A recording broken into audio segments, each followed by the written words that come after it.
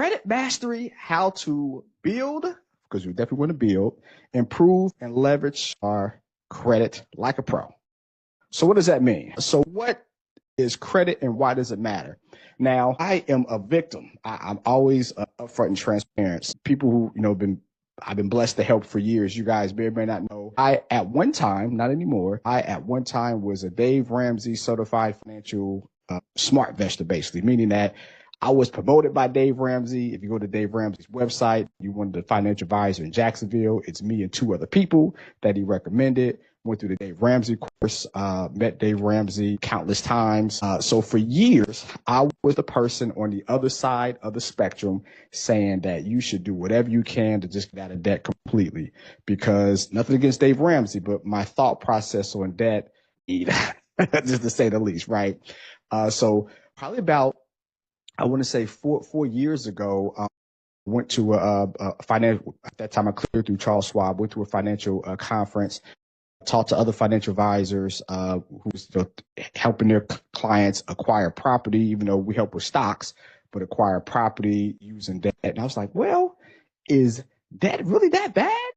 And actually for myself, kind of then getting more debt, paying it off month to month, which we'll talk about, but just kind of use that to my advantage. So I had to come to the light. I had to come to the light of why credit is important. So I am 4 years late to this from like a talking to people's standpoint.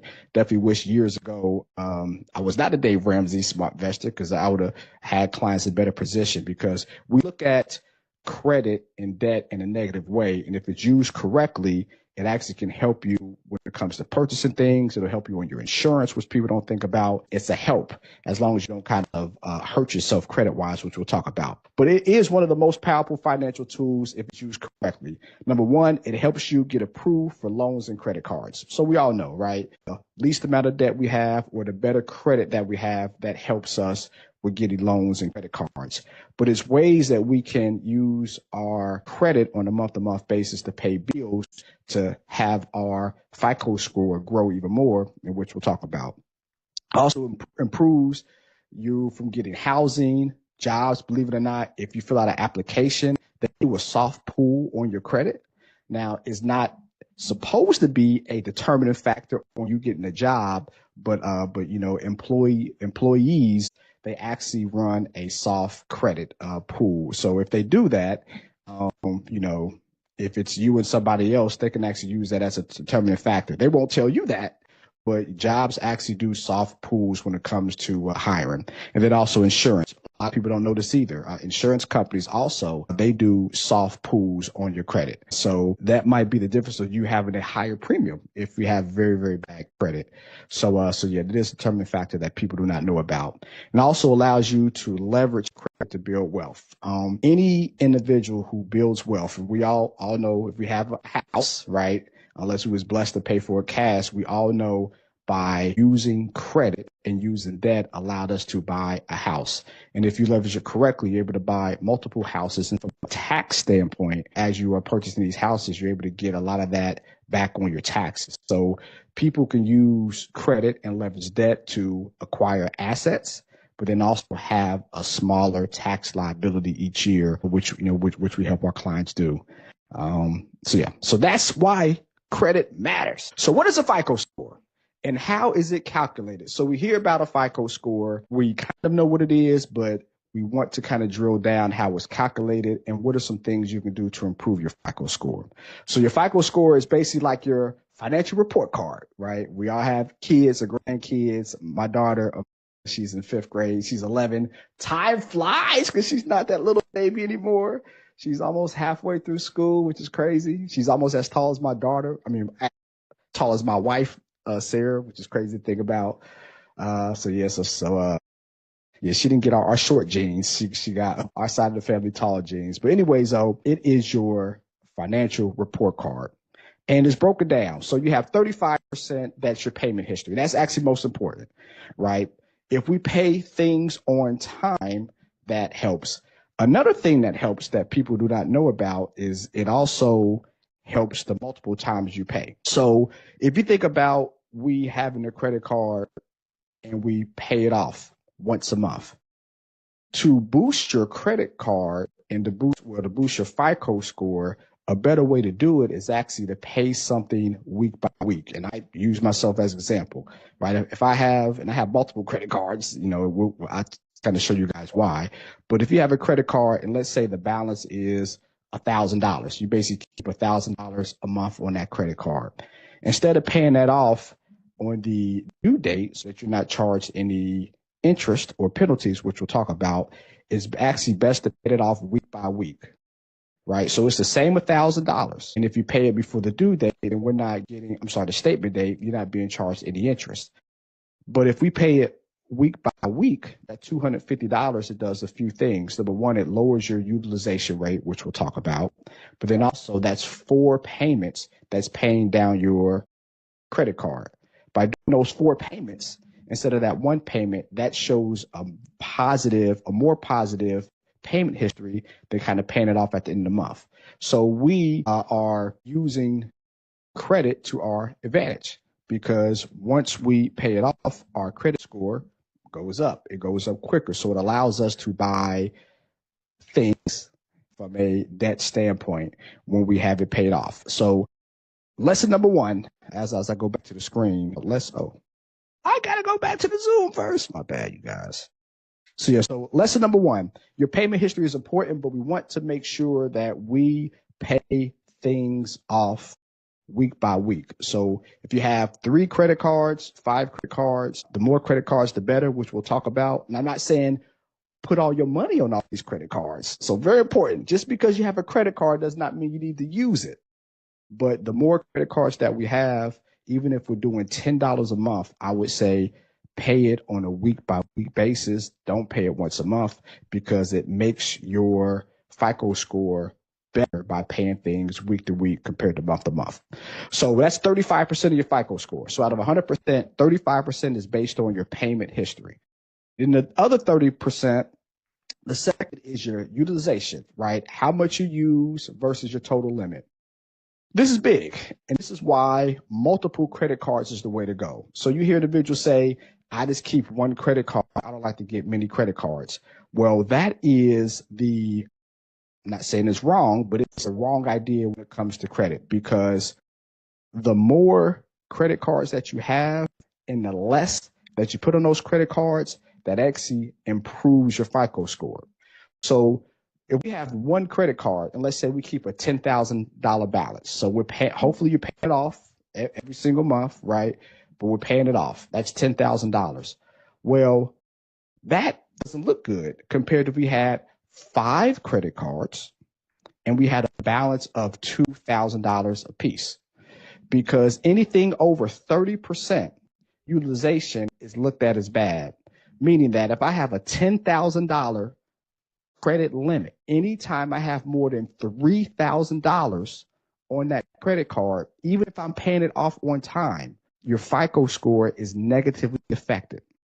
So again, if I have a $10,000 credit limit, if I have more than $3,000 on that credit card, even if I'm paying it off on time, that looks negative on my credit.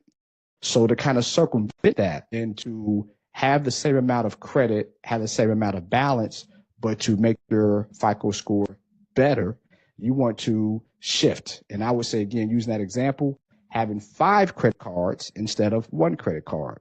Instead of having $10,000 on 1 credit card, have a $2,000 balance on each credit card. What does that do? That decreases our utilization rate from that 30%. That's the max to 20%. So now it shows the credit card companies, even though I have all this credit I can use, I don't use it.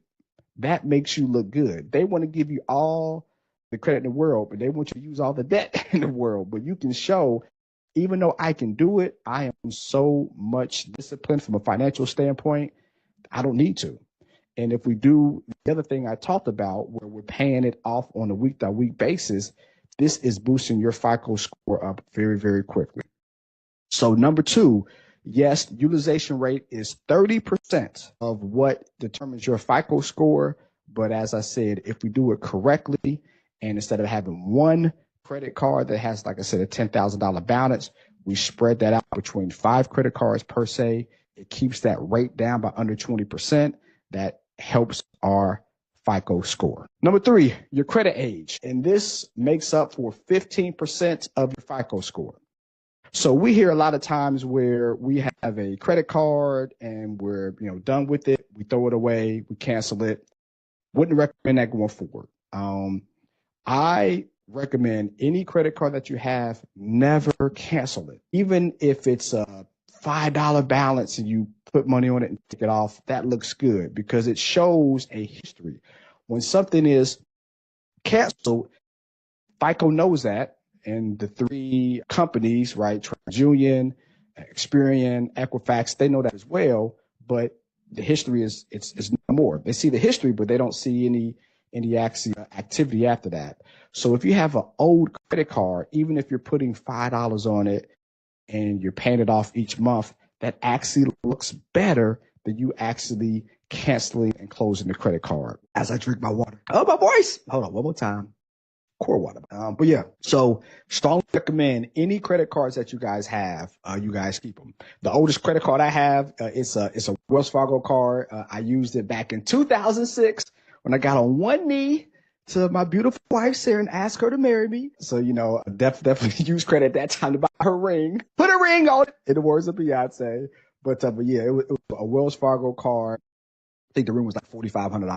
But yeah, so I still have it. And I literally, I have, I think like some type of, I think a Sports Illustrated or maybe a financial bank. I have like some type of subscription that's $100 a year, and literally every August it hits, and then I pay it, right? But it shows a now 18-year history of me not ever being late. Like that looks so good, and it's showing activity over time as well. So again, I said that to say, if you guys have any credit cards, do not cancel those. Put something on it month to month or year by year, but that makes our FICO score grow.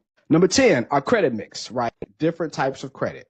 So different types of credit card, then also loans at the bank. Now, from a credit standpoint in general, we can be a lot more flexible and we can do a lot more things from an interest rate standpoint that's going to help us using credit cards compared to loans. A lot of times, depending on what you owe, we recommend if it's a loan, that loan is 8, 9, 10%. We actually do a balance transfer, we'll talk about, into a credit card at 0% interest for a year or 2 years and kind of pay it off that way. And then do another credit card before that balance transfer stops, where they charge you 20% interest out of nowhere. But they do like to have a mix. So they don't want you to have all credit cards. It's good to have, some type of loan at the bank, either a car loan, of course, a mortgage. Would never recommend a person to pay off their mortgage. We'll have that conversation as well. But you do want to have different type of new inquiries. So too many hard pulls can lower your score. So you have a soft pull and you have a hard pull, right? So it's 2 different ways that they kind of pull credit. Soft pull, hard pull. When we're making a large purchase, car, house, actually going through the process of getting an actual credit card or loan, that is a hard pull. A soft pull is when they kind of get an idea of what your credit history is. A soft pull is like an insurance company. Before you get insurance, they can do a soft pull. Your employer who's going to hire you, they can do a soft pull. So it kind of shows some history. It doesn't show the full history. And it's also a hack too when you get credit cards. I think we'll talk about that in 2 weeks, where you can try to get multiple loans over a 90-day standpoint with one hard pull, because when you have multiple hard pulls, that does affect your FICO score. So that's kind of how FICO is broken down. So again, good debt, bad debt. So what's the difference, right? So we do have good debt and bad debt, and there's a difference. So good debt is your mortgage. The reason why, because the mortgage appreciates over time, right? We buy something that's a house now might be $300,000 with inflation. Buy a house that's $300,000, we would think 10 years from now it's going to be $400,000, $500,000. So it appreciates. So we're using debt, but we're buying something that's going to appreciate. It builds equity, right? Bad debt, when it comes to rent, is bad. you can actually use your credit card to pay for your rent. We always recommend the biggest investment that anybody's going to have is actually a house. It's not a stock. We love stocks, of course. We love mutual funds. We love investing in the stock market. But the biggest investment you will ever have is a house. So for anyone that's renting, we always recommend you do whatever you can to build your FICO score, to build your credit so that you can have enough debt to do a down payment on a house. If I have a apartment and I'm paying $2,000 a month, that's $24,000 a year. Over 5 years, that's over $100,000. If I was in a house at the same clip of $2,000, that's $100,000 of equity I have. I have $100,000 more at my disposal that I can use to buy another property. I can use to pledge against buying other assets or even getting a car payment for that standpoint. I get to pledge that asset compared to me having rent where the money's just lost. So bad debt, buying, well, paying for an apartment with your credit card, good debt, loaning or getting a loan from a mortgage standpoint. That's good or bad. Student loans. Now, we get this question all the time. I am a big proponent of school. I might be a little bit biased because I am on the foundation board of Tennessee State University, my alma mater, where we raise, finances for the university. So I'm kind of biased. I know a lot of millennials now, right? They say, well, why go to school? You have YouTube University, you have apprentice school, you get mentorships. I totally understand that, but I believe that your education is good debt, and it's also a tax write-off as well. Good debt is also a tax write-off. When we have our mortgage, we get to write off the interest. If we have our student loans, we get to write off the interest, right? And then also, I don't know about now with the current administration, but we do have some chance to also get some of our loans forgiven when it comes to student loans. So that's actually good debt. Business loans. Business loans is incredible when it comes to growing your business. And there's ways that you can leverage your house if you want to start your business and the equity that you have from a debt standpoint to use that to get business loans to kind of help you grow your business. That is great debt. Some people say you should not finance a business through debt. You shouldn't get business loans. I totally disagree. It's a tax write-off. So whatever you are getting the loan for, you get to write it off. The interest, you get to write it off. And heaven forbid, if the business fails, well, it doesn't hurt the person. So business loans are a great way to grow, and using the bank's money or credit cards is the way to do that, in my humble opinion. Then we have high interest credit cards, right? Anything that's carrying a balance 15 to 30%, I would actually say 10%. If we have any credit card that is more than 10%, but especially more than 15%, we need to get rid of that today. And how do we get rid of that today? Two ways you can do it. Either a balance transfer, we transfer the balance from one card to another, or we take money off the card and get another credit card. All credit card companies always do promotions during the good times when the economy is horrible and the bad times when the economy is good, because they want you to have your money get past that promotion. How a promotion is set up is that they'll give you 0% interest for 9 months, for 12 months, for 24 months. And as soon as that promotion ends, they smack you over the head with interest that's anywhere between 20 to 30%. And how they do it is they calculate all of the spending. So let's say it was $5,000 credit limit. We only spent $3,000, but we have $1,000 left. Well, they're going to charge interest on all $3,000, even though you paid it, because you didn't pay it all off over that promotional time period. They're very sneaky with that. Very, very sneaky. So to kind of combat that, you want to transfer the balance or get funding from a card standpoint at month 8 if it's a 9-month promotion. If it's a 12-month promotion, you want to do it at month 11. If it's a 24-month promotion, you want to do it 1 or 2 months before, where we do a balance transfer. We transfer that balance to another credit card and do it all over again.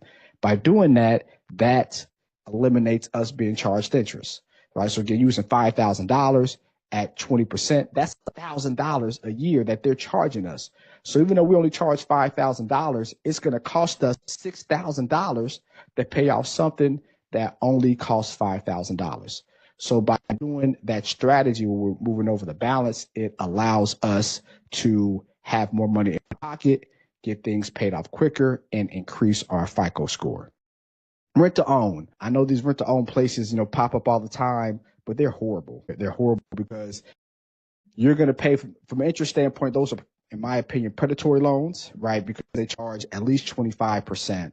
So we buy a TV per se for $400, and you're going to charge us $100 a year. We basically, quote unquote, own it in 8 years. It basically costs us $800 for a $400 TV. Like those rent to owns, I would never ever recommend anybody doing a rent to own ever, because that's predatory lending in my humble opinion. And also the payday loans, cash advances. You don't want to do a cash advance. Just horrible.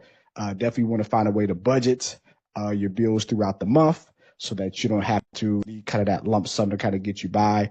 But those cash advances, payday loans, that's usually 30%, right? For every $100, they're going to charge us $30. So, they give us $100, we pay them back $130. It makes just no financial sense. They're predatory. So that's bad debt. Also, cars, right? So people ask the question all the time, should I pay a car in cash? Because if I get a car loan, that is looked at as bad debt. Yes and no. From a car standpoint, a car depreciates over time. If I buy a $50,000 car, that car literally a year from now is going to go from $50,000 to $40,000. So thought process is, why would I get a loan on something that's going to go down in value? That is very true. On the flip side, if you buy something that is cash, then the cash is gone. At least if we get a loan, the money that we did not pay cash for can be invested, right? That money can grow. It can be used to other things that allows that other money that we didn't use for cash to grow. So when it comes to cars, even though people look at that as quote unquote bad debt, if the option is either get a car loan or buy a car cash, I will always say get a car loan, because with that extra money that you are using, not using it all to pay that car with cash, that could be invested, that could be put into other things, used to pay off other bills, so that that money's being used instead of everything going into a depreciating asset. So yes, it feels good. It feels good when we buy a car and not have to worry about that car payment.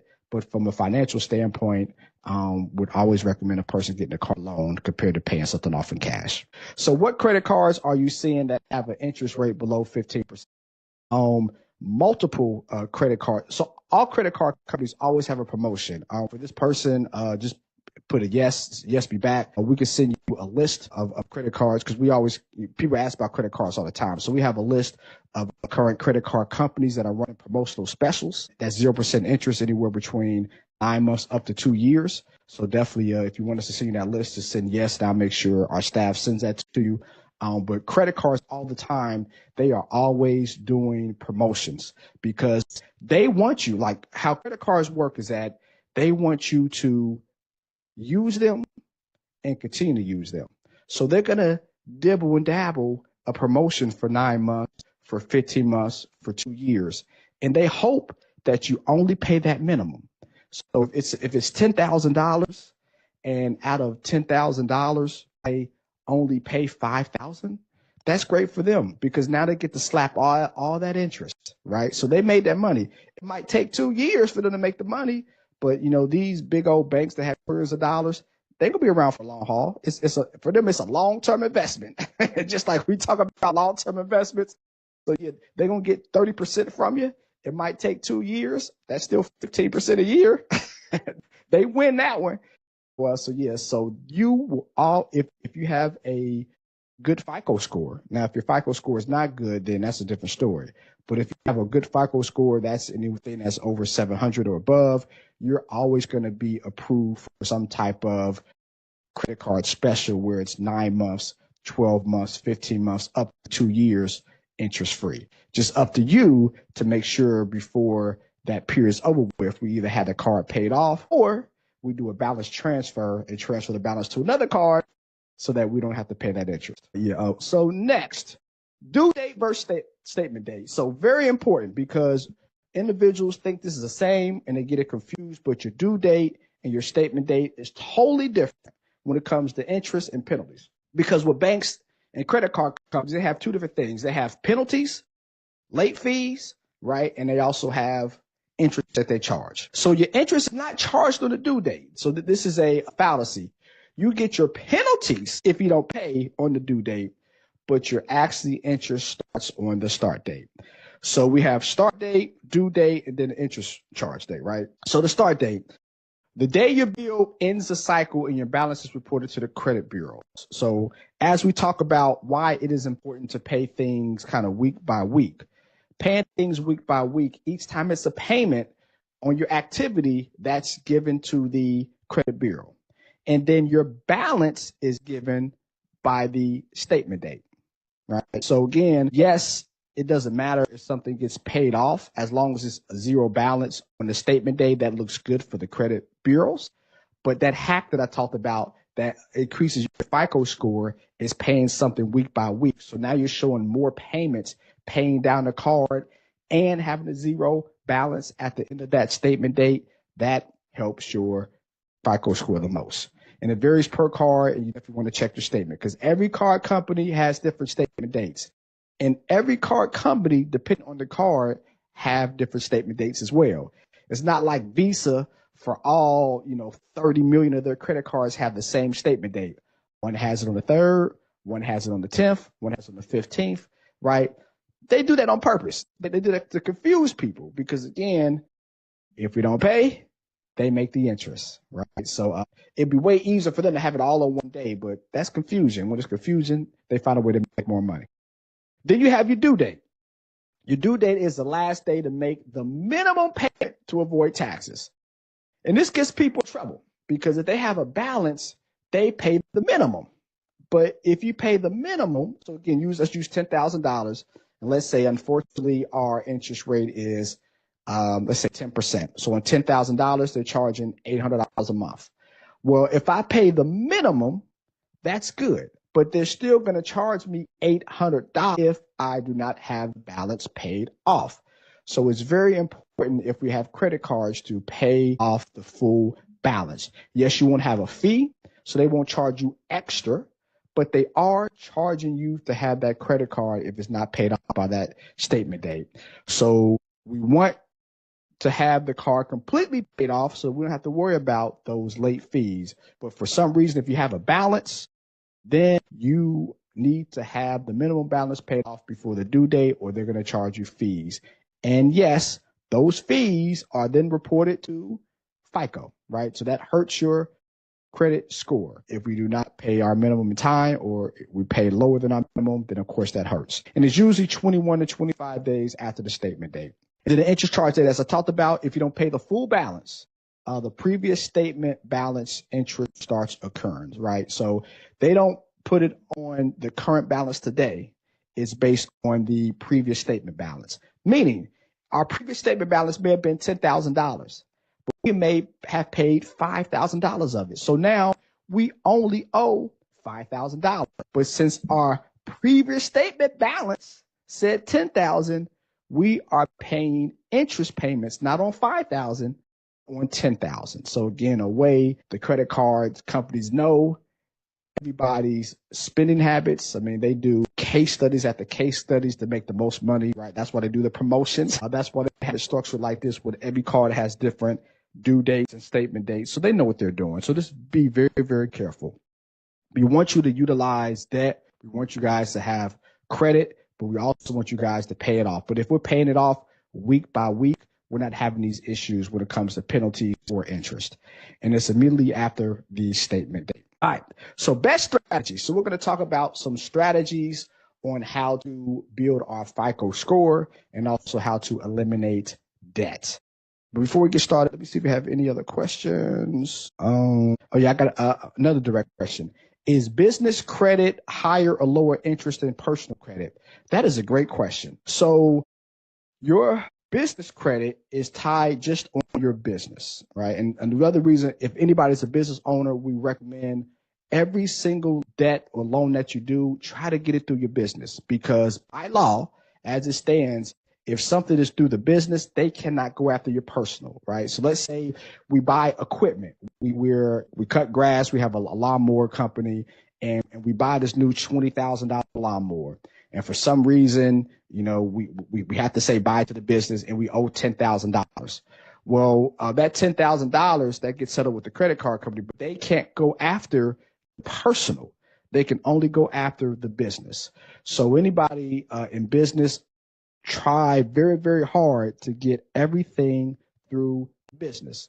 Another good thing about having a business is that most credit card companies give you funding on the credit card with no doc. No doc means no income verification. If you literally have just your EIN number and you have your LLC, so to have an EIN number, you have to have an LLC first, and you register that through, of course, your state.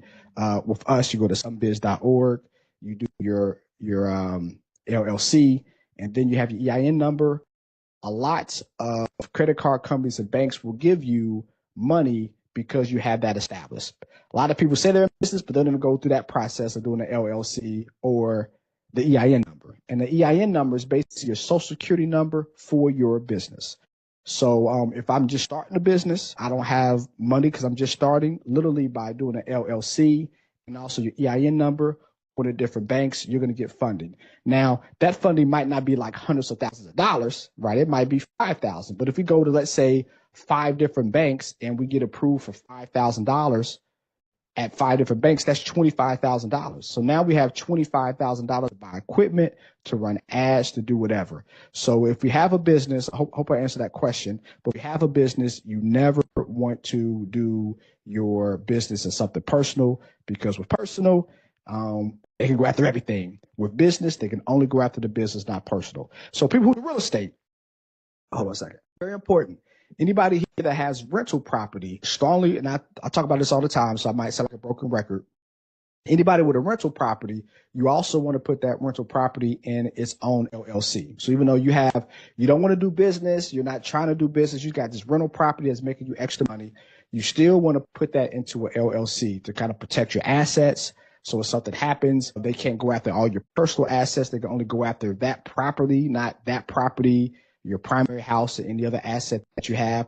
But then number 2, like I said before, if you want to do any remodeling, any renovations to that rental property, now you can do that through your business because you have LLC and the EIN number. So it allows you, if your credit's not the best personally, that gives you a larger runway of getting credit because you can do no doc credit cards. So that allows you to kind of not have to use your personal for your real estate rental property. So even if you don't want to do any business at all, I don't want to do any business, I want to do anything, it's always best to put that rental property in an LLC to protect your assets. But also, if you ever need to do remodeling, it's not hurting your personal credit. So yeah, I know I got off on a tangent there, but okay. So best strategy. So due date versus our statement date, and what does it actually mean? And when does it hit? So before the statement date, it lowers your utilization, boosts up your FICO score. We talked about this. So again, using the example, right? If I have $10,000, don't put all $10,000 on one card. We need to spread it out. And as I said earlier, the more cards, the merrier. I know it's like, well, why? Because again, from a history standpoint, if we have it, use it, pay it off, it just makes your credit look way better to Transamerica, Equifax, and then also Experian. So in that $10,000, just move it over to 5 cards at $2,000 a piece because it lowers our utilization rate, like I said before. And if we're paying it on time, now using those payments as an example, right? If I'm paying week by week, that's 4 payments on one card. What if I have now 5 cards? It's 20 payments on a month-to-month basis where I'm paying down my debt. That looks amazing for your FICO score, and that allows your FICO score to go up a lot quicker than paying something monthly. And also, if you have $10,000 on one card, that hurts our utilization rate. So actually, it's backwards thinking. It doesn't help at all. So yeah. So we definitely want to lower our utilization rate, getting more cards, and spreading that balance out between all those cards. Pay by the due date. This is at the minimum. We pay by the due date to avoid late fees to damage your credit. But theoretically speaking, if we're doing it properly, we're actually paying things before the statement date so that we're not being charged interest. Because if we pay on the due date, yes, we will get charged penalties. And yes, that looks good on our credit history because we're paying things on time, but it's bad for our pockets because we're being charged interest since it's not being charged, since we're not paying it off before the statement date. So very, very important. Yes, worst case scenario, paid by the due date, but we should strive to have it paid by the statement date. So paying multiple times a month. I might repeat myself here. Okay. I read over these slides. So making multiple payments each month will boost your credit score. So how does it work? Each payment lowers your utilization ratio. As I continue to say, 30%. Anything over 30% is looked at as bad from a credit card standpoint. So if I have a $10,000 credit card, you only want to have no more than $3,000 of balance. So anything over that 30% ratio, that looks bad. That acts, even if you're paying it off on time, it hurts your credit score because the utilization rate, remember, is 30%, right? So that's 30%. So that hurts your credit score when it comes to factoring that 100% FICO and how it's factored. 30% of that is your utilization rate. So even though we're paying on time, it hurts us by having that high utilization rate. Paying before the statement date ensures a lower balance is reported to credit bureaus. As we talked about, they report the balance once a month. So on the statement date, they report the balance, but they have to, from an activity standpoint, report the payments. You paying throughout the month, week by week, those 4 payments get reported. And you have zero balance that gets reported as well. That boosts your FICO score. Multiple one-time payments strengthen your payment history and 35% of your FICO score. So your payment history is 35%. So if we have a low utilization rate, which is 30% of your FICO score, and we have multiple payments, which is 35% of your FICO score, almost 70% of your FICO score is good, which will improve that score. All right, so examples. So from a credit limit standpoint, let's say I have a $6,000 card and I have all the money on the card, so I have a balance of $6,000. I'm sorry, $6,000 and I have $2,500 of a balance. So my limit is $6,000, but it's $2,500 from a balance standpoint. That's 40%. Again, 40% is bad utilization. It has to be 30% or lower. So in that case, 2 strategies. Again, that's why I say the more cards, the merrier. I know it sounds crazy. Well, why does it have so many credit cards? The more credit cards you have, the better. Just have small balances on each card, right? So if I pay $1,500 before the statement date, that means I have no interest. And then the other $1,000 I pay on the due date, I avoid the penalties, so that $2,500 paid in totality, I'm good. It's reported to the credit bureau that I had 2 payments. I did not get a interest charge because I paid the $1,500 that was owed before the statement date. And then, of course, the other $1,000 from a due date standpoint, I get no penalties. So that's one way. But a better strategy, I know I sound like a broken record, but it's a very easy way to boost your credit score. Very, very easy. Very easy. So I'm trying to hammer this home. In this case, just get 3 credit cards. Again, the more the merrier, but get 3 credit cards. If you got 3 credit cards and you kept with a $6,000 limit on each, and you had $2,000 on each card, then it's more than $2,500. But if you had $2,000 each card, that would still be below that 30% threshold, would help you from a debt standpoint. So that report drops to 20% instead of 40%, and utilization-wise, that helps because anything under 30% helps. And I know I'm talking about utilization a lot, but this is the most that I see with individuals. They have 1 or 2 credit cards and they run it up, right? But it's a way for you to have the same balance, but have it spread out through multiple credit cards, and that will allow you to have a higher FICO score. So I'm talking about the same thing, but multiple credit cards are not bad. You just have to structure the property. Now, if I have multiple credit cards and they all have ridiculous balances, then that's different, right? But yeah, I had an LLC question. Thank you. Great advice, Mario. And it's good to have those LLCs owned by a holding company filed in non-disclosure state like Wyoming. Yeah, that's true. Real estate question.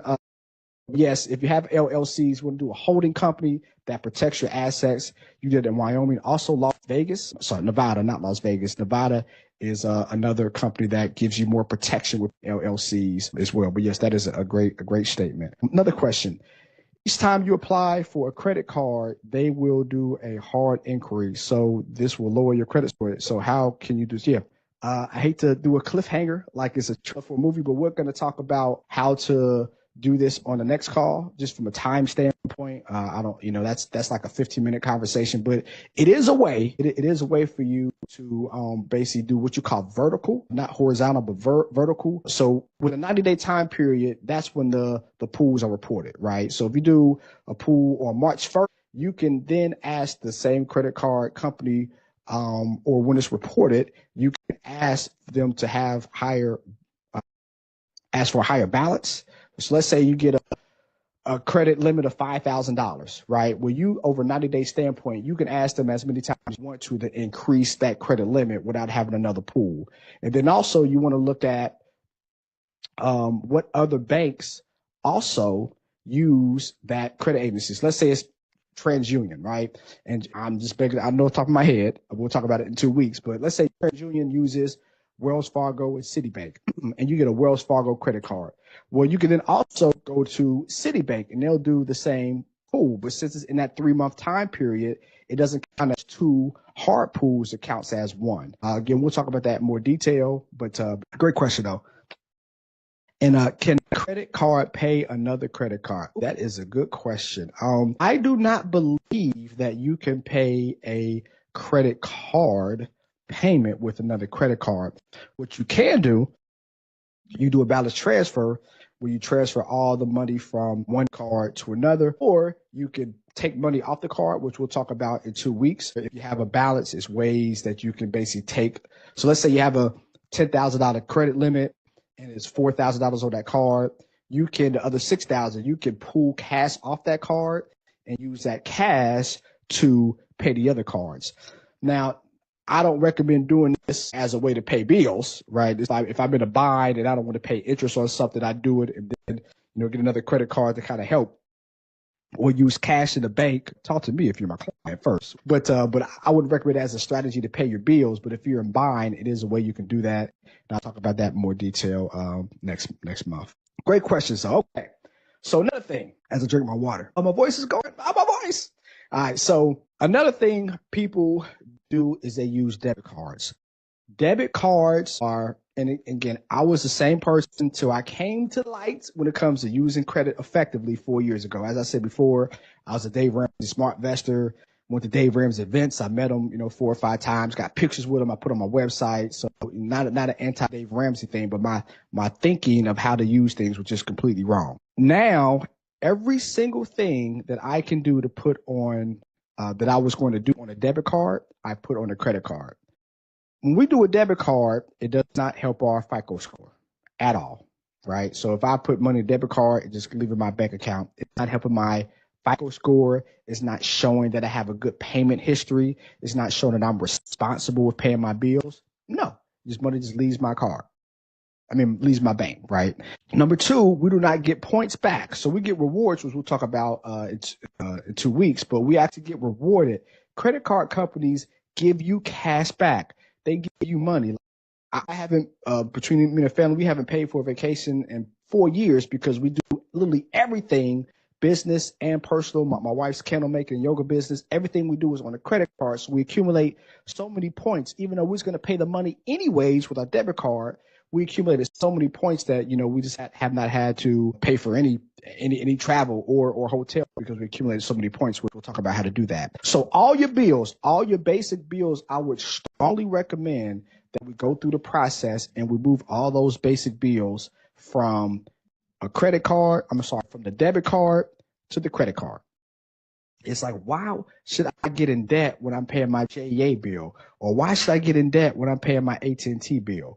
Well, not debt if we get it paid off before that statement date. And if we do that strategy that we talked about, where every week we're getting it paid down and paid off, that actually helps you, doesn't hurt you.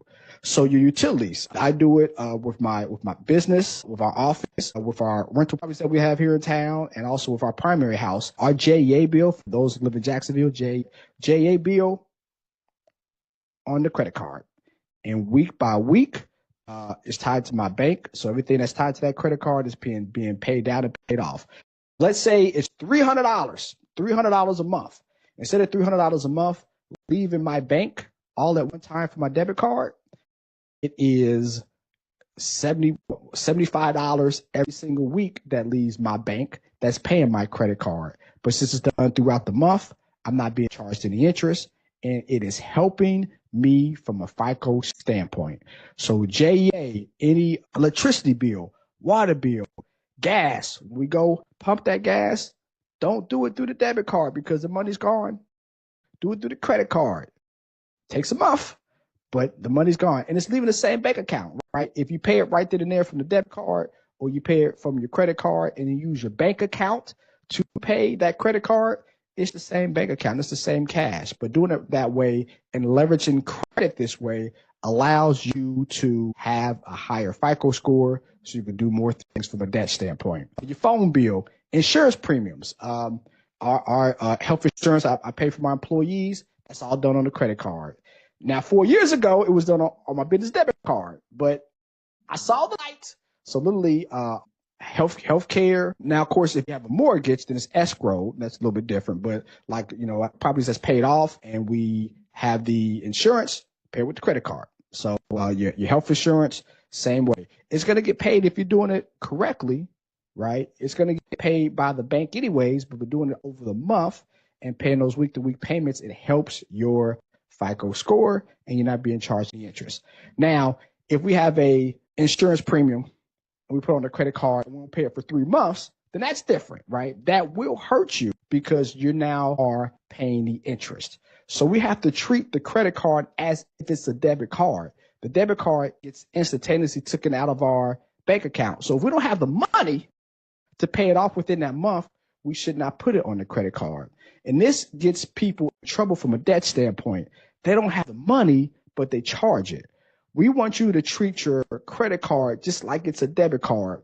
We're not going to put $4,000 on our debit card when we don't got $4,000 in the bank, right? We're going to get declined and then the bank is going to charge us a fee, right? So we shouldn't put $4,000 on the credit card knowing that we can't pay it off within that month.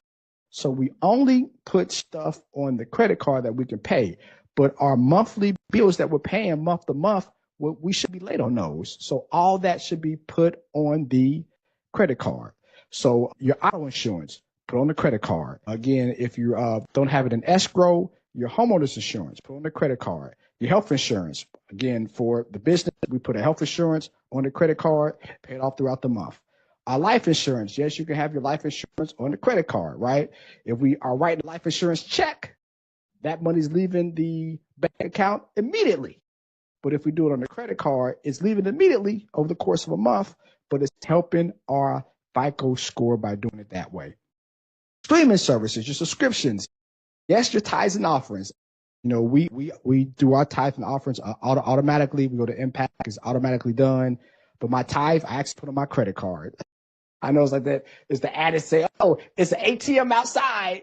That doesn't really exist. I've never seen a church with an ATM outside. So whatever. They're in the words of Bobby Brown, their prerogative, right? But for our tithe, literally, it's set up week to week. Yes, we pay our 10%. But week to week, we do our tithe, but it's done on our credit card. It's not through our debit card. Now, 4 years ago, we was doing our tithe. Then we was actually doing that through our debit card, but we actually do it through our credit card. We pay it off through the month. It's the same money, but since that money is being paid throughout the month and then done at the end of the month from a statement date standpoint, we're not being charged interest. So when I tithe, it's actually helping build my credit. So yeah, travel and transportation, gas, toll roads, anything, like I said, that you can do that you're going to have it paid off, like it's a debit card, put on the credit card. Car rentals, put on the credit card. Your flights and hotel stays, put on the credit card. Eventually, as you accumulate the points, prayerfully, your flights and your hotels will be free because you have enough points to basically pay for those. So we'll have any questions? No questions there? Okay, cool. All right. Almost done, you guys. The hour power. So we got a few more slides. So what can you pay with a credit card to boost your score? As I said before, anything that you do right now on a debit card, I would say shift it immediately to a credit card. And as I mentioned earlier, right, the more cards, the merrier. So this means from a utilization standpoint, doesn't mean that we put everything on one card like it's a debit card. We spread it out between 4, 5, 6 different cards to make sure that our utilization rate is always less than 30%, because that will help us with our credit more. And then what happens 6 months, a year from now, you're going to get all types of offers out of nowhere. You're going to get, it was weird about 3 years ago, after about a year of doing this, like every single week I get, 0% interest for 24 months, 0% interest for 36 months. It's like now once a week we get something like banks are saying, please, Mario, use me as a credit card. I'm going to give you no interest for 2 years, for 3 years, right? It went from like 9 months to 12 months to now 36 months, even in a not so good economy. So when you have that high credit score, you have a lot more leverage to do a lot more things. The IRS payments. So through our business, we pay our IRS. We can do it quarterly, but I like to do it monthly because I want no problems with the IRS. So when I do my monthly IRS payments, I actually put it on the credit card, right? So I'm paying the IRS. I got to pay the IRS anyways. But when I do it, it's helping me with my credit and boost my credit score.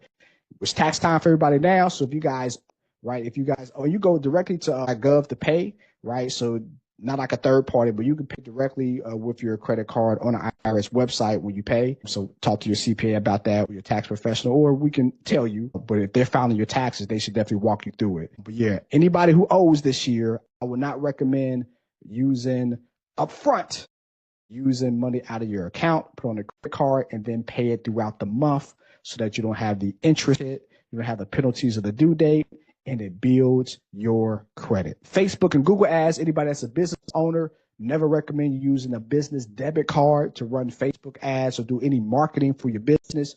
Put that on the credit card. Again, money's leaving your debit account anyways if you're doing it that way. So put it on the credit card, paying it off throughout the month. As I continue to talk about, it builds your credit.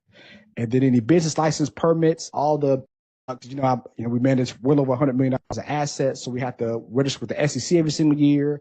It's multiple insurances I got to do, multiple permits I got to do, a lot of stuff I got to do to have an investment firm. All that is done, and all that is put on the credit card because it's going to leave my bank account anyways, right? So I put that on the credit card and I pay it off throughout the month, and by doing that, it helps me with my FICO score. And always pay off your balance to avoid interest. As well, as we talked about from a statement day standpoint. All right, last thing, do we have questions? If you guys have any questions.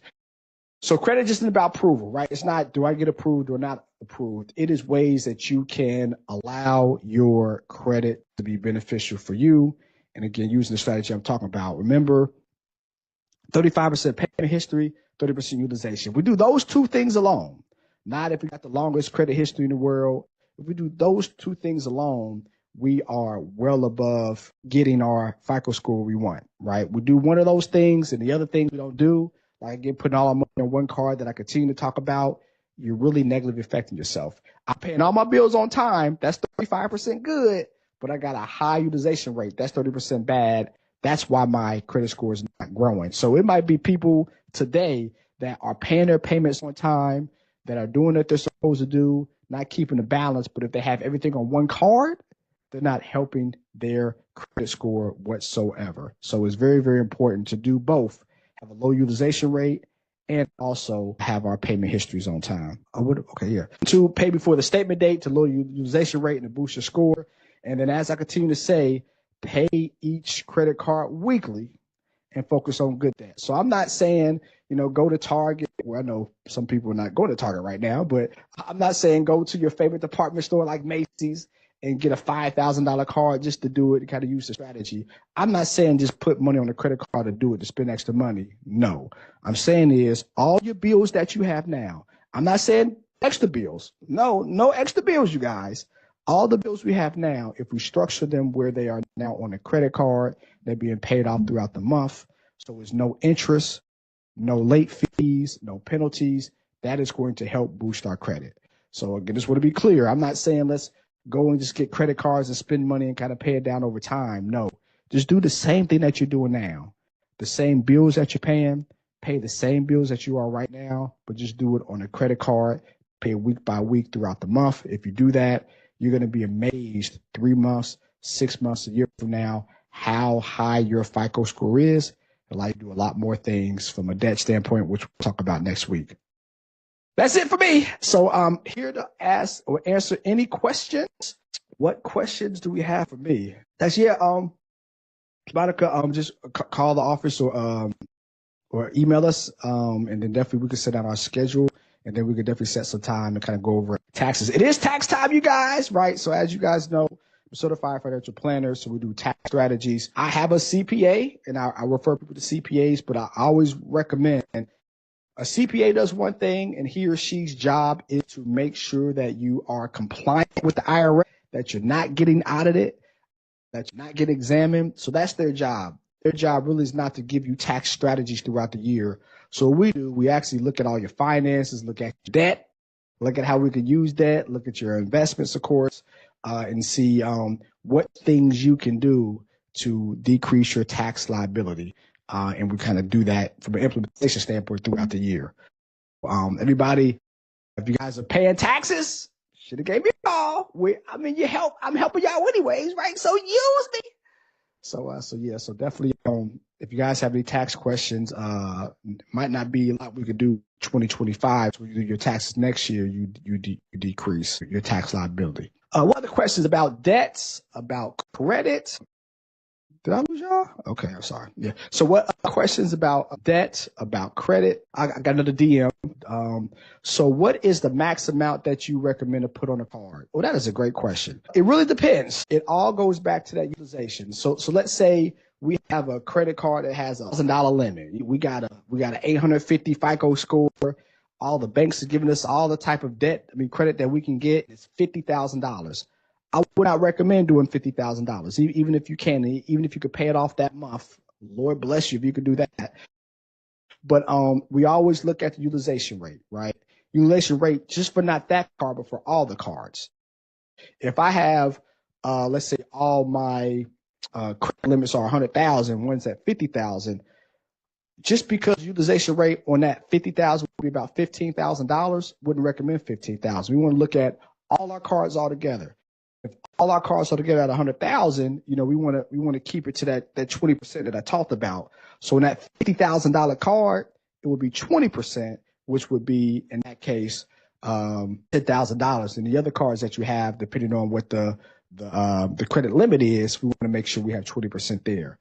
So 30% is the buffer, but 20% looks a lot better from a FICO score standpoint. So that's why I continue to say the more cards that we get, better. And I'm not saying charge every single card. So if you get anything out of that, your certified financial planner, Mario Payne, is not saying get all these credit cards and charge them up. I'm not saying that. What I'm saying is get multiple credit cards and the same things you guys are doing today with your debit card, put those on credit cards, structure them properly so we're always below at least 30% from utilization rate standpoint.